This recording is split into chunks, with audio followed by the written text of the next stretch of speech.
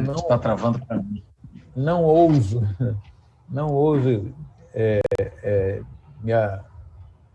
assim, afirmar que eu sei Apocalipse. Deus me livre.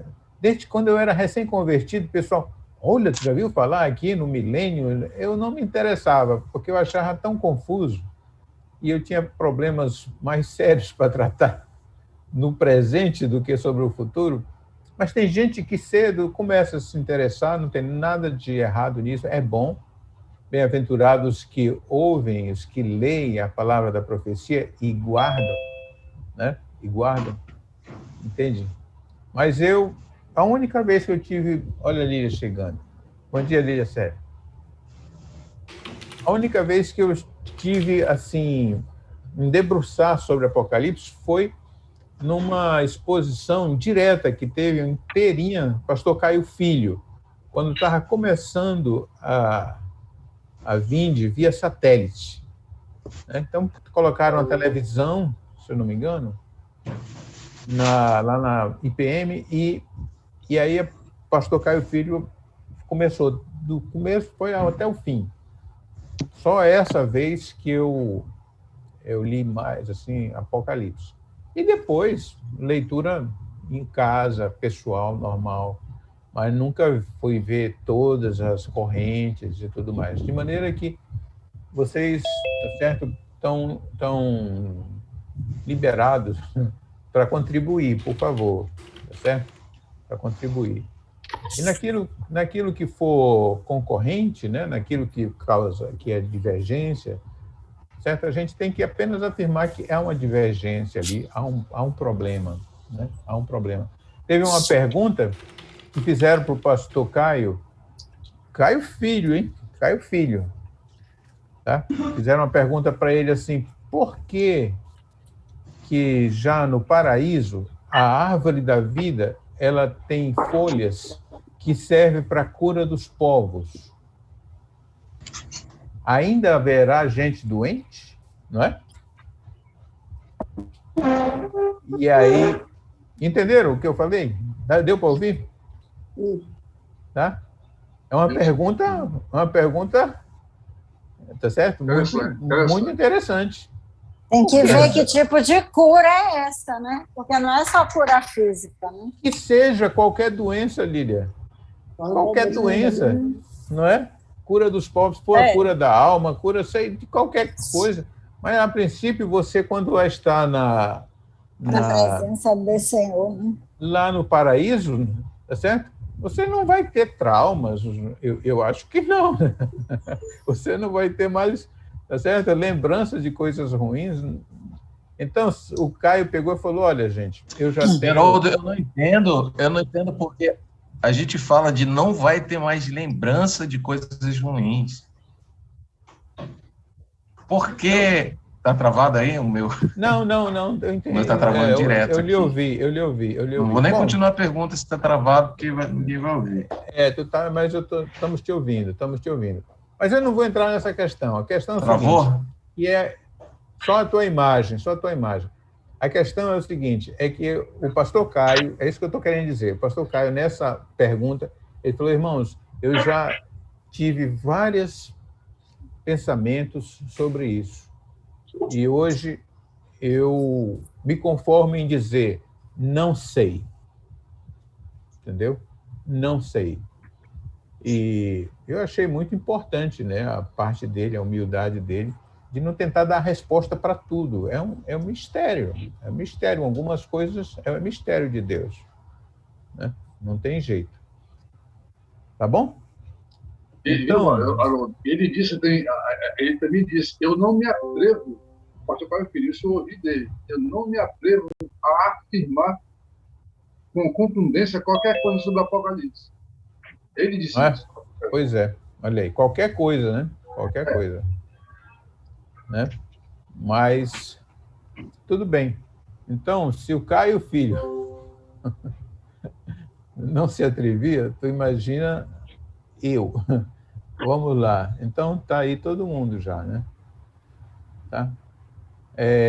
Pamela, sua mãe tá bem? Tá? Tá bom. Abraço para ela, tá? Haroldo, eles estão com problema no microfone lá, eles até avisaram na... Tá bem. Então, tudo bem. Valdênia, Oi, tu podes orar para a gente começar? vamos orar sim, então. Vamos.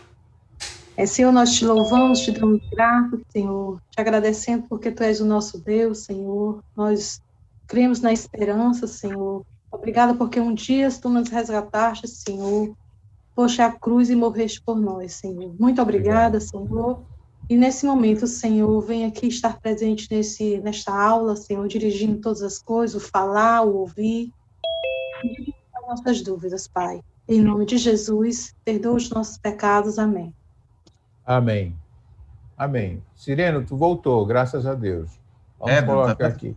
Compartilhar aqui. Tá? Compartilhar agora com vocês. Apareceu aí o slide? Apareceu. Beleza. Bom, então uma brevíssima revisão, tá certo? Aqui a introdução, né? É a seguinte. A gente começou vendo a história lá em Daniel. Nabucodonosor teve um sonho, ficou tão impressionado que ele tinha decisão de matar todos os sábios, se não revelasse para ele o sonho e a revelação. Todos os sábios. A sorte dos sábios foi que tinha Daniel lá, que pediu a ajuda dos amigos e oraram, pediu um tempo do rei, oraram, e depois veio a revelação para Daniel. E, tá certo? Daniel foi colocado na presença do rei rapidamente, tá? Antes que saísse o decreto, e foi o que livrou todo mundo, inclusive aqueles caras que depois aprontaram para Daniel ir para a cova dos leões, tá certo? É por isso que depois Deus manda eles mesmos, tá? Para a cova dos leões. Porque Daniel livrou eles. Isso é um negócio à parte. Pois bem, mas o que o Nabucodonosor teve... Peraí. Tá? Foi um sonho que muito se perturbou e Daniel interpretou. E diz, há um Deus no céu que revela mistério, pois fez saber ao rei Nabucodonosor. Esse aqui é Nabucodonosor II, tá? O pai dele tinha conquistado muita coisa. E o que há de ser nos últimos dias, certo? Então,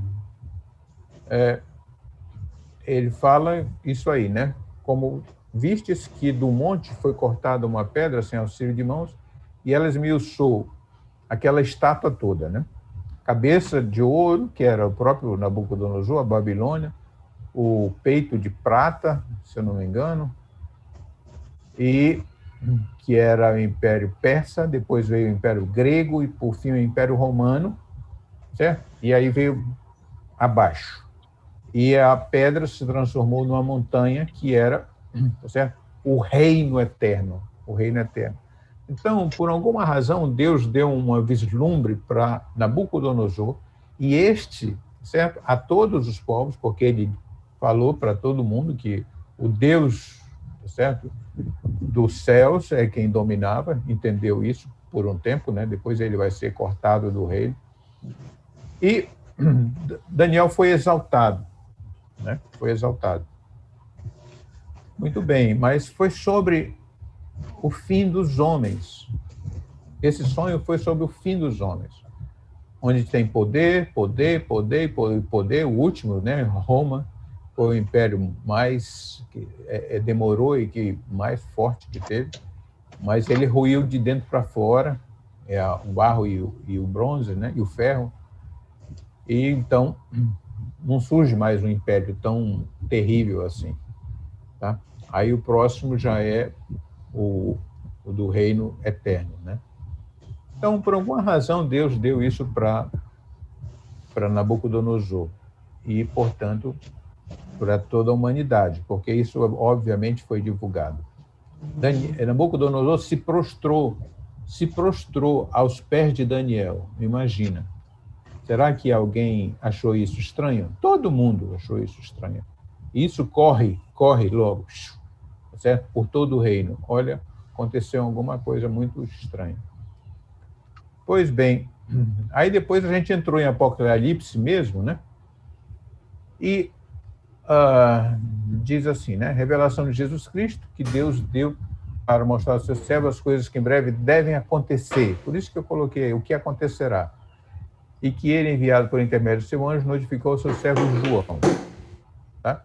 Então, Apocalipse é sobre as coisas que vão acontecer. Não é mais mandamento, não é profundidade de ensinamento, certo?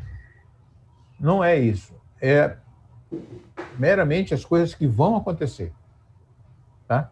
Aprove a Deus revelar a Jesus, que revelou ao anjo, que revelou a João, que revelou a nós. Então, a nós, João é a quarta mão de revelação. Tá? Não de revelação, passagem para a gente. Então, tá? As coisas que hão de acontecer. Escreve, pois, as coisas que vistes, né? Estas palavras são fiéis e verdadeiras. O Senhor, o Deus dos espíritos do profeta, por exemplo, Daniel, enviou o seu anjo para mostrar aos seus servos as coisas que em breve deve acontecer. Várias vezes aparece essa palavra. Em breve deve acontecer. Ok. Bom, então, nós paramos ali no domingo passado, né? Então, vamos retomar aqui, já do versículo 4 até o versículo 8, que na própria Bíblia está escrito lá em negrito, né? Dedicatória às 7 igrejas da Ásia. Pelo menos na minha revista atualizada está assim. Então, é uma dedicatória, tá bom? Como todas as epístolas, tem remetente, saudação, destinatário. Né? Mas também, coloquei aí, traz informações dos remetentes apropriadas ao assunto a ser tratado. Então, diferente de Paulo, apóstolo de Cristo Jesus, certo? Aos santos em Coríntios, tá? Aí tem mais informação. E eu estou falando que é apropriada porque ela tem tudo a ver com as coisas que vão ser tratadas. Tá bom? Então, alguém pode ler aí do 4 ao 6, verso 4 ao verso 6, aqui na própria slide. Tá? Uma pessoa lê do 4, outra do 5, outra do 6. João, às 7 igrejas que se encontram na Ásia, graça e paz a vós outros, da parte daquele que é, que era e que há de vir, da parte dos 7 espíritos que se acham diante do seu trono.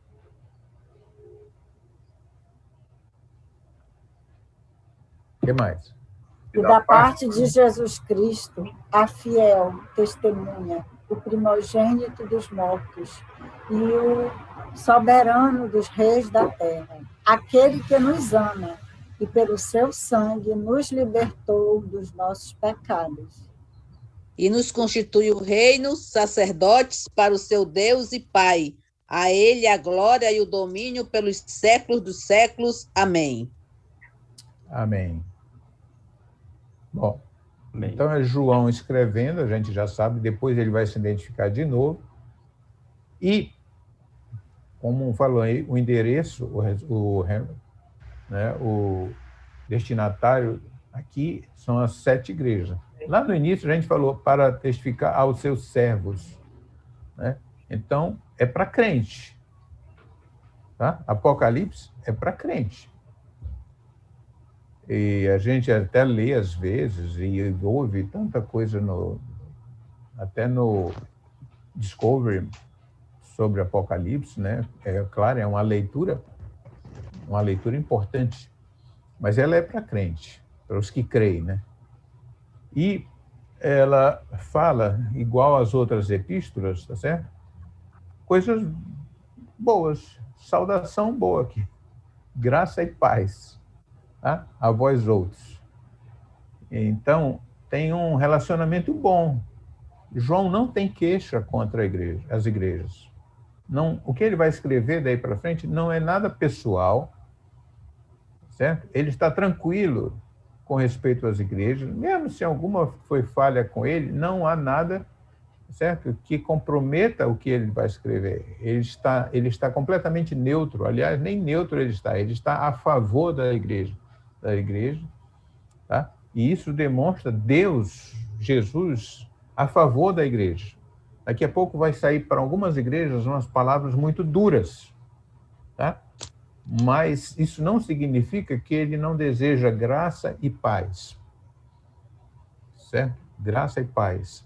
Então, essa é uma saudação importante, porque não vai ficar nisso, a gente sabe que vai mais adiante, mais aprofundar a coisa, certo? Mas é uma saudação de amigo, né? Saudação de amigo, e que quer o bem, tá?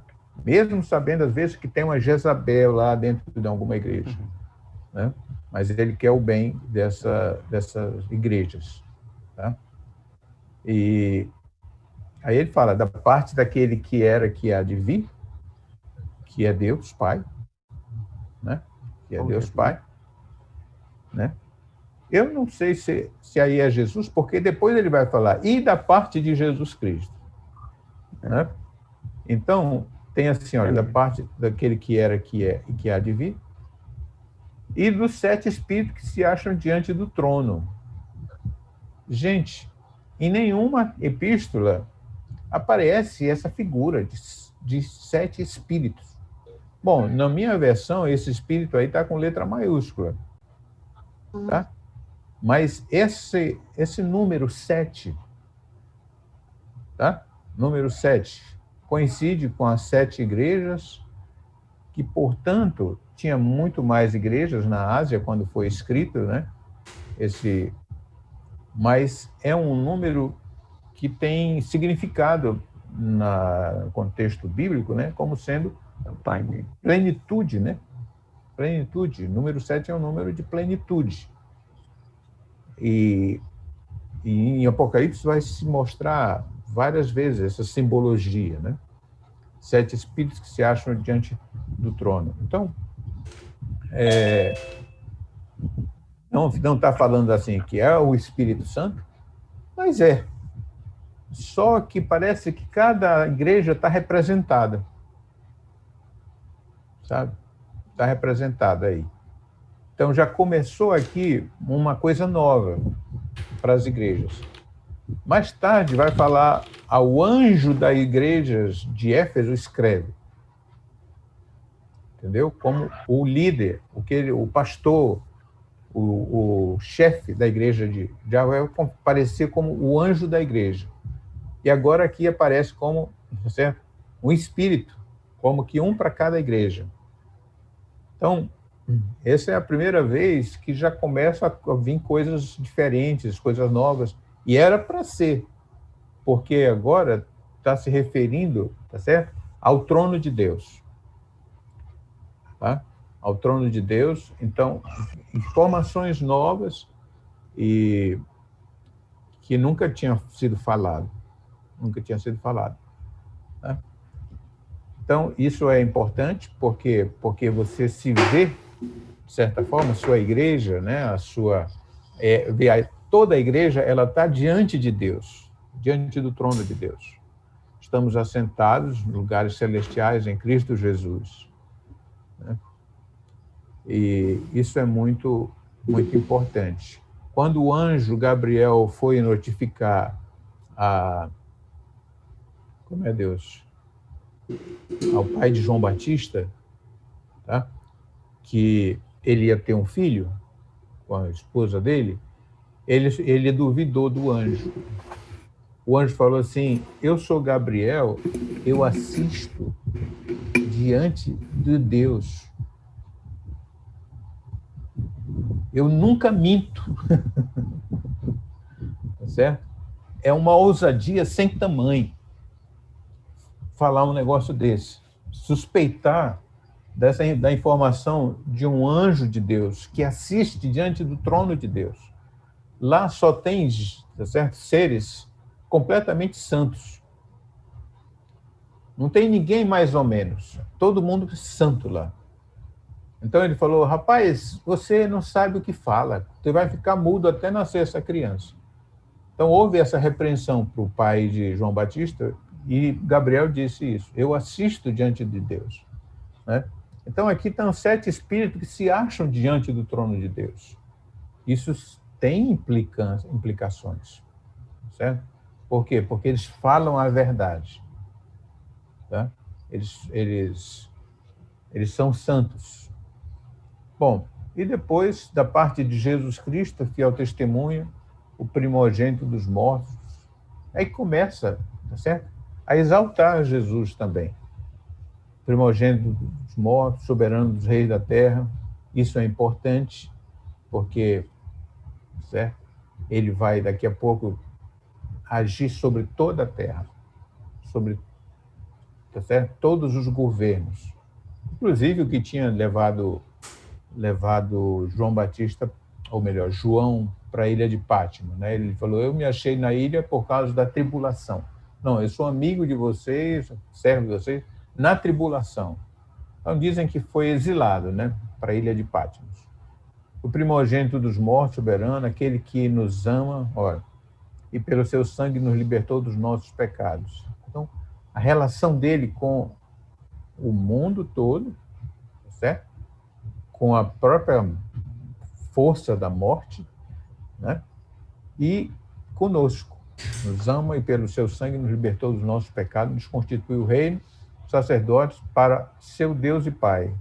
A ele a glória e o domínio pelos séculos dos séculos. Gente, hoje em dia, se eu perguntar para vocês assim, para qualquer crente, Jesus é Deus? O que vocês vão dizer? É claro que é. Só ele, tá certo? Só ele tem como é que é?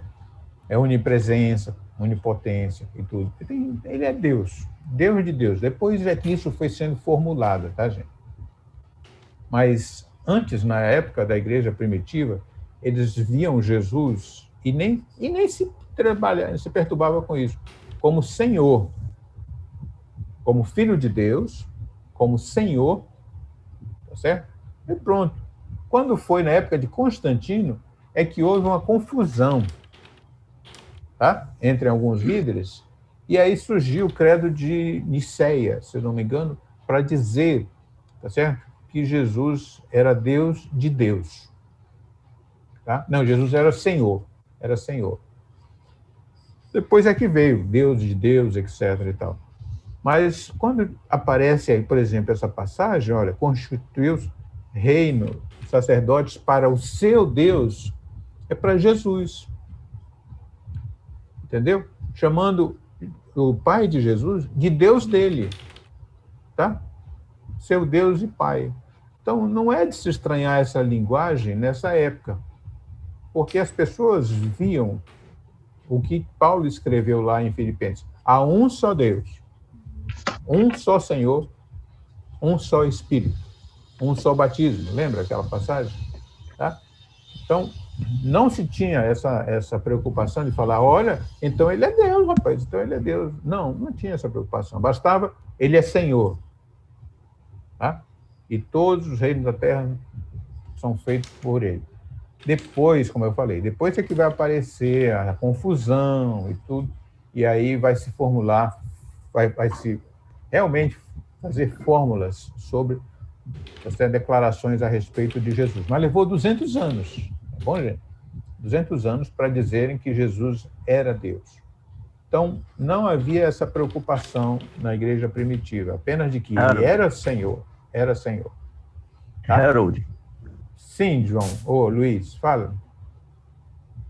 Não havia essa preocupação, porque desde dos tempos apostólicos, Jesus, embora fosse chamado de Filho de Deus, ele também era considerado Deus, porque não somente por João, né, que inicia a sua epístola, João 1, aí o 20, 28, Paulo várias vezes repetiu isso, né, como Romanos 9, Romanos 5, e Tito, fala também Jesus sendo Deus, né, o grande Deus e Salvador e tal. como os pais da igreja diziam também que Jesus era Deus, né? Então não havia essa dúvida. Só a partir de Ário que começou a ter, né? Que o Ário começou a... Por isso que a gente chama os Testemunhos de Jeová e outros que não creem na divindade de Cristo, né? Ariano, né? Arianos. Porque surgiu com Ário. Não, tem porque textos realmente. Só um Deus. Então não havia confusão assim na igreja, né? Porque embora seja o Pai é chamado de Deus, Deus Todo-Poderoso, mas naquela época lá, que eles tinham como é que diz? Estava ainda intrínseco neles a mitologia grega, que para eles não era mitologia, né? Só substituíram Zeus por Jesus, ou pelo Pai, né? Deus Pai. Mas eles sabiam que quem é filho de Deus é Deus. Né? Sim, foi por isso que os judeus se escandalizavam, né? Quando Jesus disse que era filho de Deus. Isso, é.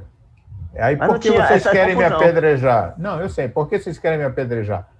É porque te fazes como Deus.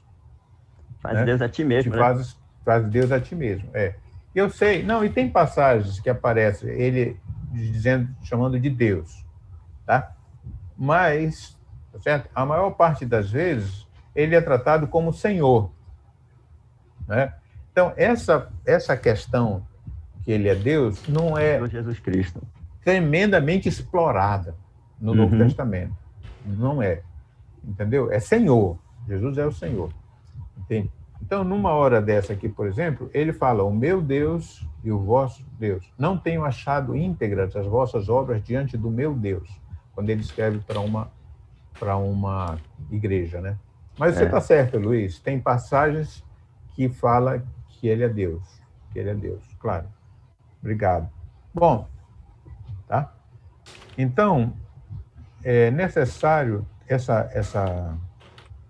esses detalhes sobre a pessoa de Jesus, porque, certo, daqui a pouco vai começar a vir palavras para as igrejas, não é hoje ainda, e depois para o mundo todo, palavras de juízo, né? Palavras de juízo não, vai vir cenas de juízo. Eu vi cair uma rocha, né, chamada Absinto, e matou um terço dos homens e tudo. Vai vir cenas que vai acontecer, não é só palavras, né? E aí precisava falar da relação de Jesus, o Senhor dos Senhores, conosco, né? Muito bem, deixa eu ver o que mais. Bom, aí continua, né? Marcelo, lê aí, Marcelo. 7 e 8. Lê no slide, pode ser.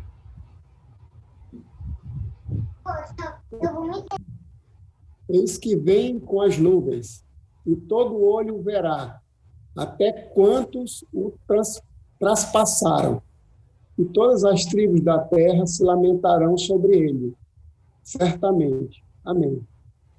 Eu sou o Alfa e o Ômega, diz o Senhor, aquele que é, que era e que há de vir, o Todo-Poderoso. Amém. Muito bem. Gente, sabe qual foi a primeira informação que a igreja teve depois que Jesus subiu ao céu? A primeira delas, alguém se lembra? Foi a primeira mensagem para a igreja depois, logo que Jesus subiu ao céu? É que do mesmo modo que ele subiu, ele haveria de voltar. Isso mesmo. Tá? Então, antes de haver epístolas, evangelho, tá certo? A primeira mensagem que veio foi essa. Ele vai voltar. Foi um anjo que falou, certo? E aqui, de novo é citado. De novo é citado. Então, por quê? Tá? Porque aqui parece que fecha, certo? Todas as epístolas. Coloquei assim, né? Aqui parece ser uma indicação de que é a epístola final, a última, tá? Todas as epístolas, começo, meio e fim, depois vem outra coisa, outro problema na igreja e tal, mas essa é a única que vem essa passagem certo? Ele vem, todo olho verá e tudo mais. Então, aqui, certo? É a epístola que acaba. Chegou em Apocalipse, pronto, agora vem os mapas. Não tem mais Bíblia, é só os mapas, ajuda, concordância, certo? Mas aqui termina a Bíblia, tá? Porque ele vem, né? Ele vem. Isso é muitíssimo importante para a gente, porque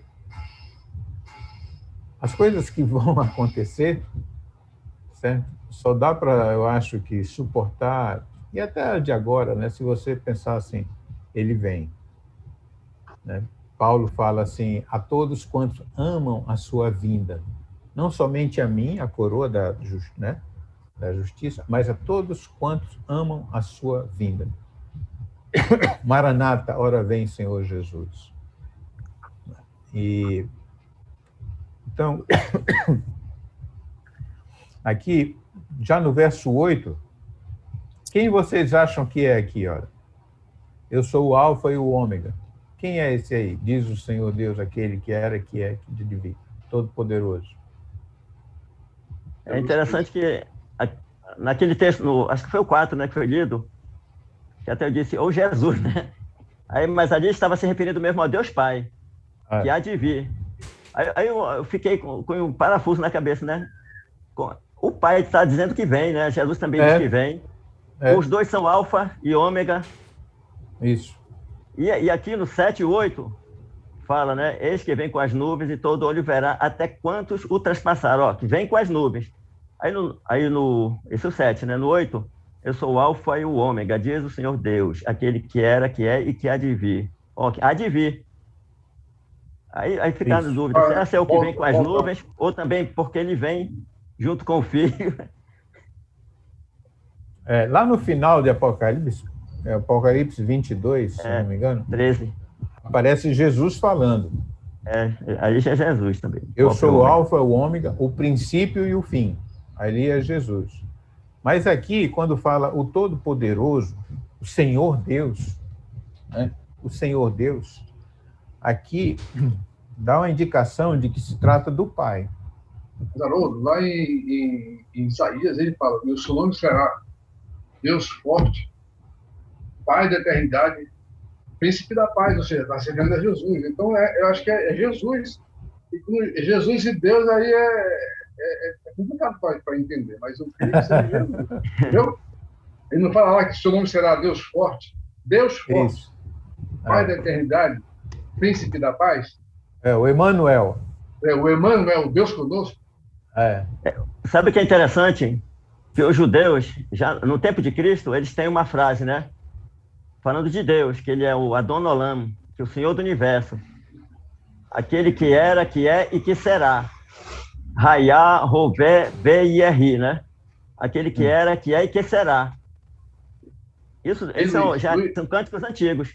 E Apocalipse só muda o último verbo, que não é o verbo ser no futuro. Porque ele não será que ele se manifestou como Jesus, né? Então ele só há de vir, só mudou o verbo no futuro. Haroldo, assim, que eu acho mais interessante, que queria até que vocês comentassem, você e o Luiz, essa frase do versículo 7, né? E todo olho o verá, até quanto o traspassaram, ou seja, aqueles que os romanos que furaram, né? No caso. Isso. É uma coisa Gentios. assim. Os gentios, né? Digamos assim. Todo olho o verá. Uhum.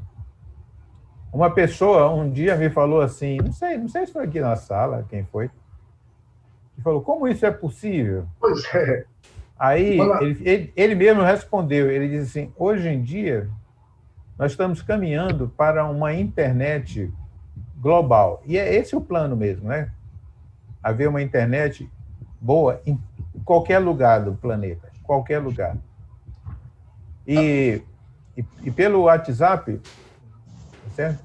Pelo celular, você pode ver qualquer coisa que esteja acontecendo naquela hora. Sendo filmado. Sim. Eu acho engraçado. Nós, como seres humanos normais, a gente tenta imaginar e entender como é que é essa parte de todo olho verá, né? Dentro da nossa realidade, né? Nossa dimensão. Mas você, como físico ainda, você é físico, né? Então, da terceira e quarta dimensão, você sabe essa explicação. Mas eu acredito que o Senhor que fez a dimensão, ele vai nos proporcionar um fenômeno, independente da internet. Isso é o que eu creio, de todo mundo ver. É assim que eu creio. Porque o Senhor, ele não vai depender da internet para essa situação, não. É verdade. Como ele não dependeu, uma coisa que a gente nunca discutiu aqui, é como ele pregando, a voz dele ampliava as multidões, né? Eram coisas que a gente não sabe explicar. Então, eu acho que vai acontecer isso mesmo, um fenômeno, as dimensões vão ser abaladas, como os elementos, né? Elas vão ser abaladas, e o Senhor vai ser visto em todo lugar, não como uma projeção de algum lugar, mas como ele é, ou seja, onipresente aos nossos olhos, né? É assim que eu creio, né? Mas é muito mais interessante, né? Porque tem que ser ao vivo, né? Isso. Tem que ser ao vivo, não pode ser uma imagem.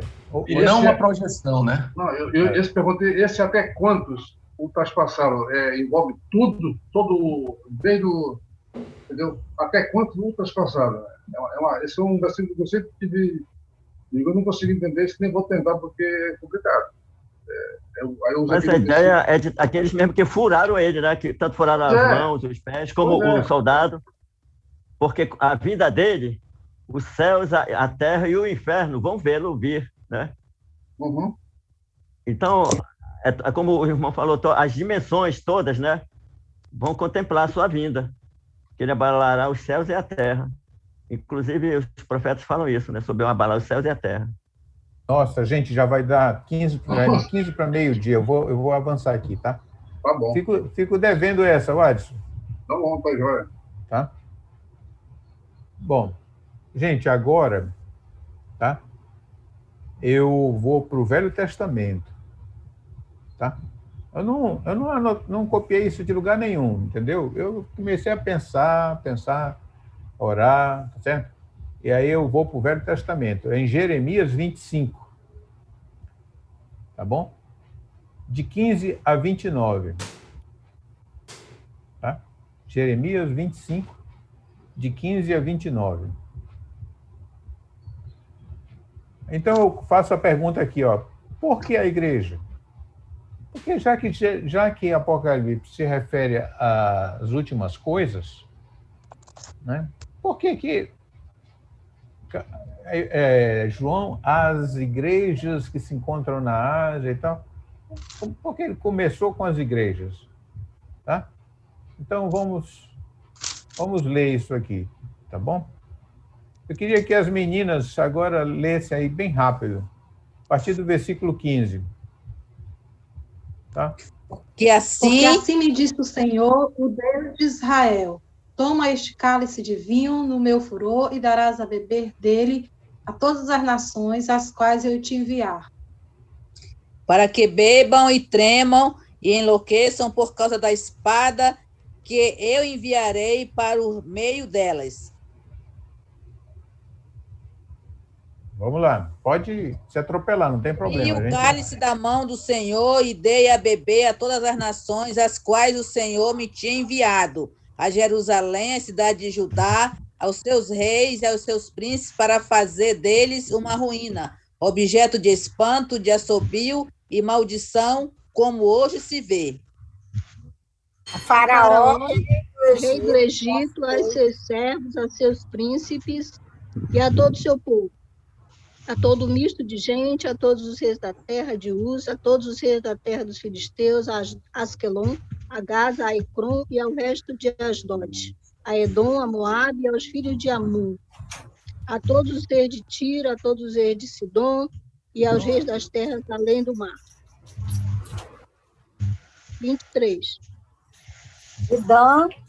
E Dedã, e a Tema, a Bus e a todos os que cortam os cabelos nas têmporas, a todos os reis da Arábia e todos os reis do misto de gente que habita no deserto, a todos os reis de Zinri, a todos os reis de Elão e a todos os reis da Média, a todos os reis do norte, os de perto e os de longe, um após outro, e a todos os reinos do mundo sobre a face da terra, e depois de todos eles ao rei da Babilônia.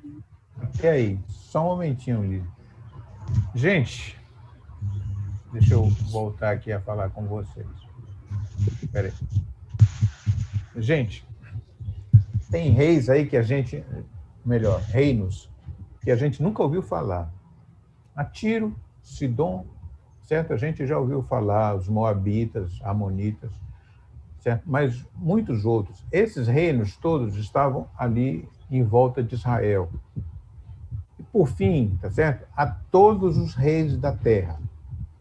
Cálice da ira de Deus. Olha só. Tá? Aí termina com quem? Babilônia. Babilônia, que é o... Por fim, a Babilônia, que é o juízo de Deus. Tá? Mas ele começa com quem? Jerusalém. Com Jerusalém. Jerusalém. Olha lá. Recebi o cálice da mão do Senhor, verso 17. E dei a beber a todas as nações. Aí começa, 18. A Jerusalém, as cidades de Judá, aos seus reis e aos seus príncipes, para fazer deles uma ruína, objeto de espanto, de assobio, de maldição, como hoje se vê. Aí vai para mais perto, né? Faraó, mais longe. Rei do Egito, aos seus servos. Depois os filisteus, já perto do mar. E Gaza, faixa de Gaza, né? Que a gente já ouviu falar. Entende? É hoje, né? É. Então, aí vai pegando todo mundo. Todo mundo. E, por fim, ao rei da Babilônia. Ele fala assim. Tá? É como se o Jeremias tivesse feito uma grande jornada. Passasse por todos os reinos. Mas começou em Jerusalém, de Judá. E é o mesmo cálice. Tá? O mesmo cálice. Aí, ó. Parou aqui na Babilônia. Verso 27. Thelma, deixa a Thelma ler. Thelma Mesquita. Bom dia. Lê aí, Thelma, por favor. Está sem som, Thelma. Uau, o que houve? Ah, pois lhes dirás, assim diz o Senhor dos Exércitos, o Deus de Israel, bebei, embebedai-vos e vomitai, caí, não torneis a levantar-vos, por causa da espada que estou enviando para o vosso meio. Se recusarem receber o cálice da tua mão para beber, então lhes dirás, assim diz o Senhor dos Exércitos, tereis de bebê-lo. Pois, eis que na cidade que se chama pelo meu nome, começa a castigar, e ficareis vós de todos impunes? Não, não ficareis impunes, porque eu chamo a espada sobre todos os moradores da terra, diz o Senhor dos Exércitos.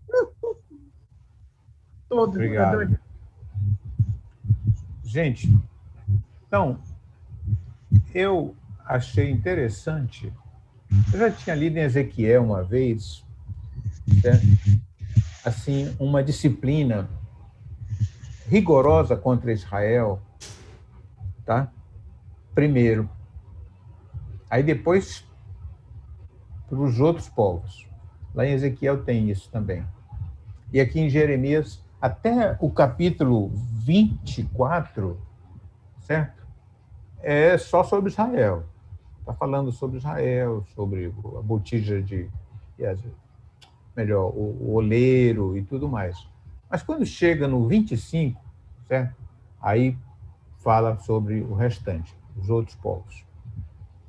Mas essa sequência, por isso que eu coloquei, como será a fila ou a ordem do juízo de Deus? Então eu achei muito interessante esse paralelo que tem com o Apocalipse. Porque ele começa com as igrejas. É para que uma ou duas igrejas vai ouvir só coisas boas. E são as igrejas mais fraquinhas, tá? Mais castigadinhas pelo Satanás e tudo mais. Tá? Outras igrejas recebem palavras muito duras. Jesus chega a falar para uma delas: eu vou matar os seus filhos. Para aquela mulher que havia seduzido os discípulos de Jesus. Alguns, né? Se deitado com ela. Falou: dei-lhe tempo para que se arrependesse. Vou matar os seus filhos.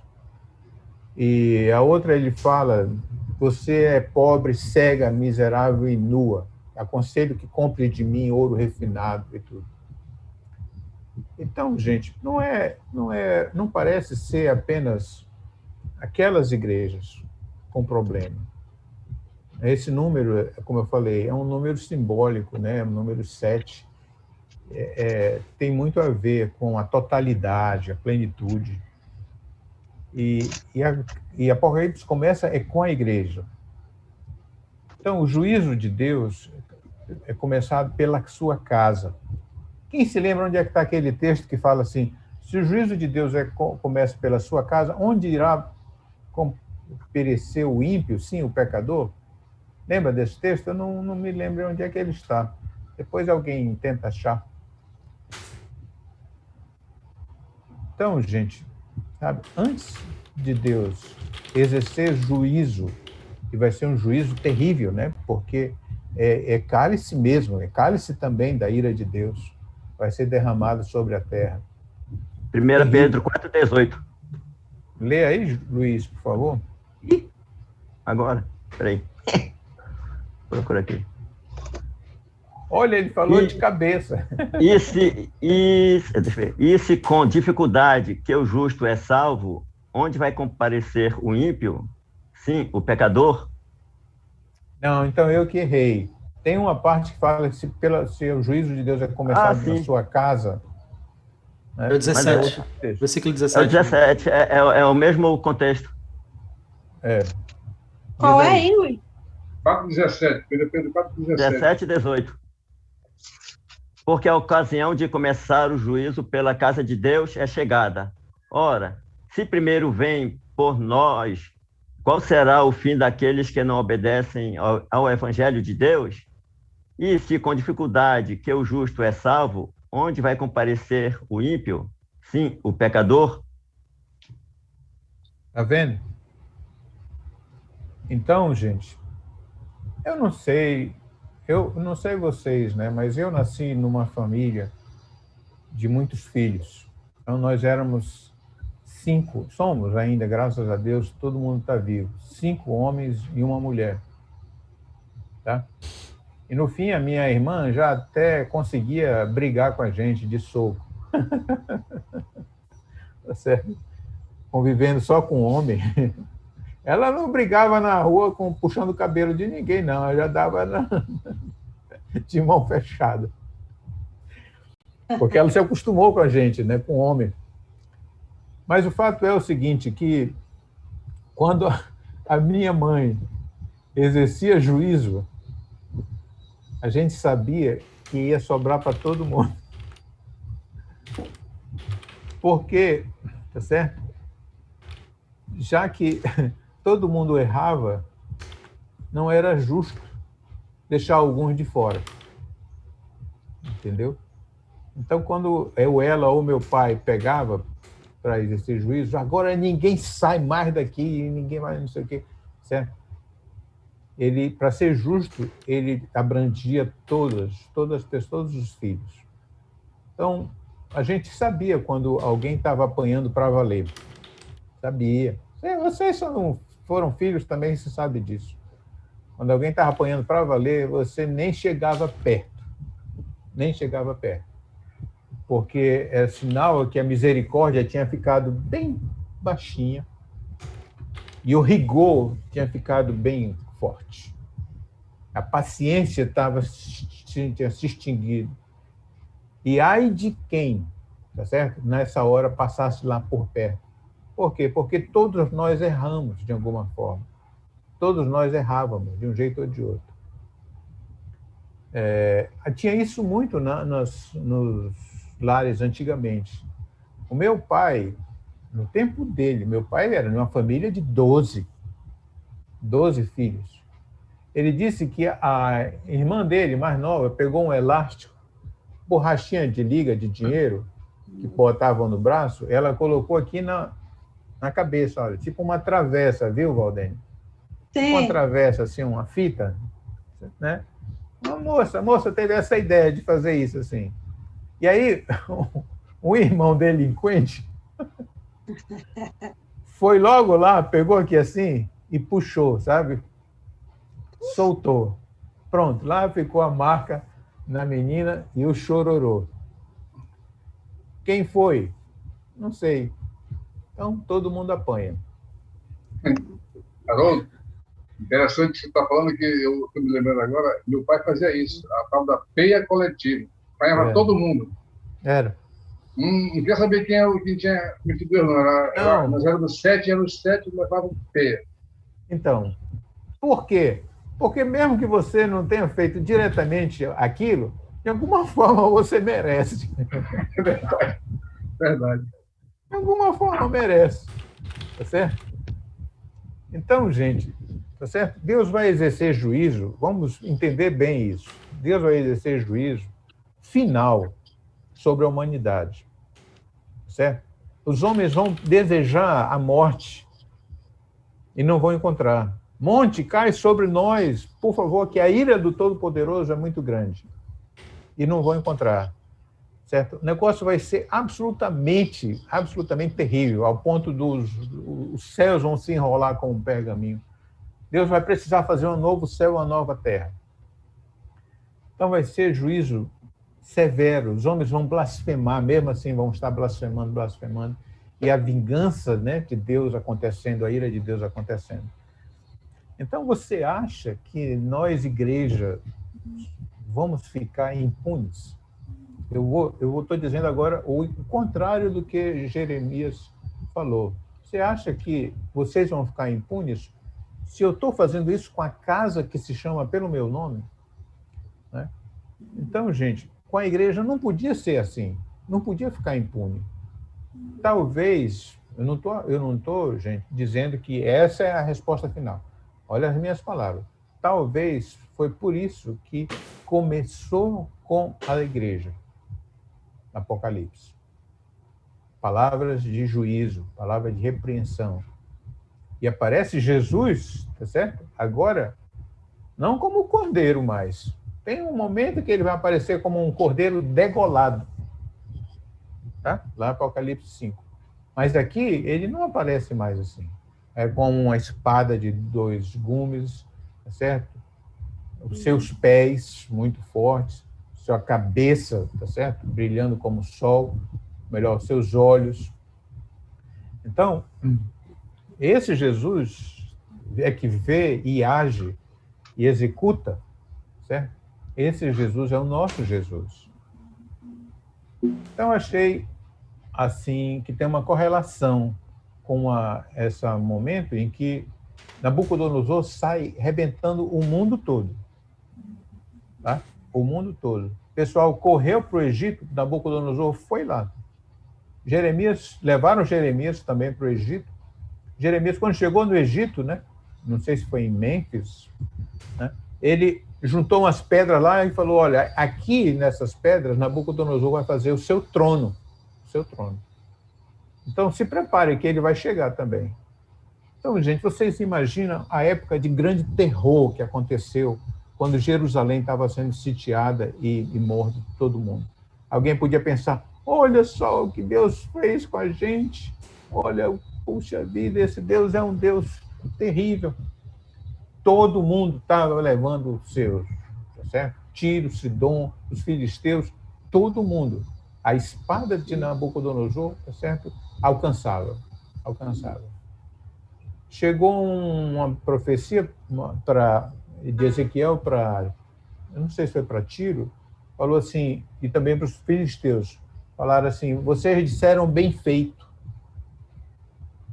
quando Jerusalém estava sendo destruída. Agora nós vamos enriquecer. Esse pessoal aí vai estar bem feito, toma-lhe, dá-lhe. Tiveram prazer, tá certo? Então, vem sobre vocês também.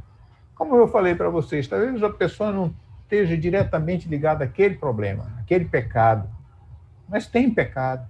Então, a igreja é assim, gente. Nós, tá? Não podemos olhar para o Brasil e para a esquerda, digamos assim, falar, toma-lhe, dá-lhe, certo? Bem feito, olha o que vai acontecer. Cuidado, meu irmão, cuidado, minha irmã, tá? Porque quando o juízo de Deus vem, ele alcança a igreja, ele chega na gente. Eu já falei isso uma vez para vocês, não sei, mas eu disse no grupo lá, estavam falando, uns defendendo o Lula, outro largando o pau em cima do Lula, certo? Eu escrevi o seguinte, falei, olha, quando eu vi aquele homem ser preso, passar o dia de Natal preso, e um cara que foi visitar ele perguntaram, como é que está o presidente Lula? Ele falou, com muita raiva. Ele ficou mais de um ano na cadeia, entendeu? Com muita raiva. E outros que roubaram, aprontaram, tudo, tá certo? Perdendo família, né? Passando vexames. Quando eu vi aquilo tudo, eu fiquei assim, nunca isso aconteceu no Brasil, né? Eu fiquei pensando assim, Deus está perto. É melhor eu botar minha barba de molho. Entendeu, irmão? Entendeu? Então, às vezes a gente fica pedindo, né, que venha juízo de Deus, e precisa mesmo acontecer algumas coisas ainda nesse país. Você vê que continua ainda tendo uma arrogância, né? Mas, meu irmão, vem sobre todos nós. O juízo de Deus começa pela casa dele. Começa pela casa dele. Apocalipse 5 vai falar do trono de Deus, que isso é uma outra coisa importante, antes de acontecer as calamidades. Tá? Mas depois, meu irmão, é só calamidade. Sim. Me permite fazer uma comparação com tudo que você falou em relação à sociedade. A nossa sociedade, a sociedade brasileira, não vou dizer mundial, vou dizer brasileira, ela vive, parece parece que essa sensação de impunidade, parece que está no sangue da gente, ou seja, não vai haver impunidade nenhuma, isso de um modo geral, tanto pela parte das pessoas que fazem o que fazem, e nós que achamos que somos melhores, que na realidade nós não somos. Essa sensação de impunidade parece que ela anestesiou a consciência do povo brasileiro. Isso, eu falo do povo brasileiro de modo geral, isso incluindo os cristãos. Isso. Existe essa sensação de impunidade. Deus uma cultura.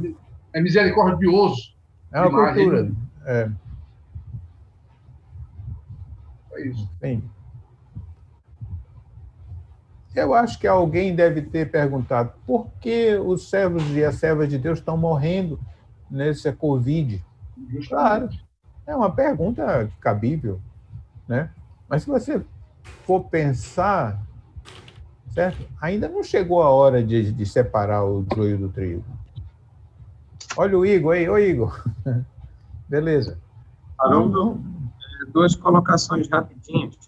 A primeira é quando você estava tratando agora sobre a vinda de Jesus, sobre as nuvens, né? Com aquela questão, ele vai vir com Deus, não vem com Deus, como que é aquela história. Aí também só lembrando lá de João, quando ele diz que eu e o Pai somos um.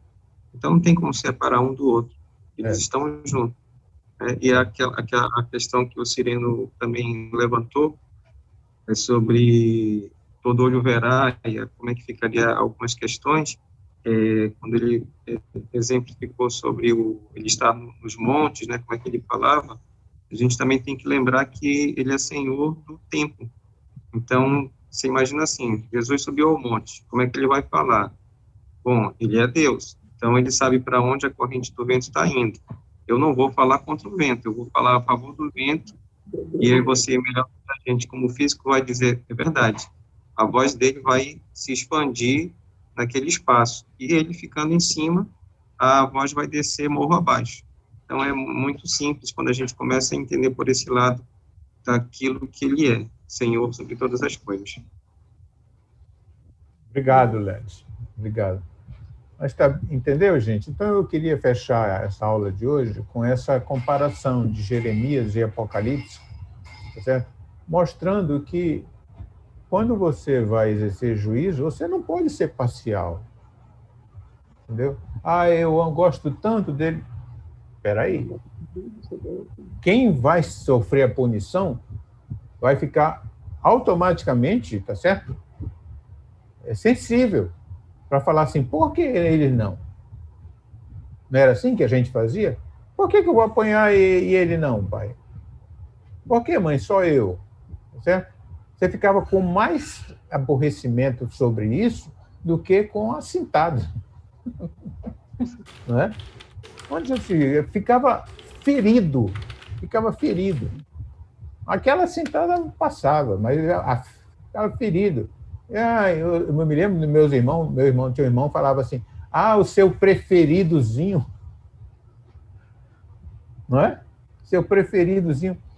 Então, com Deus, gente, que é mais justo do que os nossos pais, certo? Não é diferente. Então, quando você e eu, a gente pede,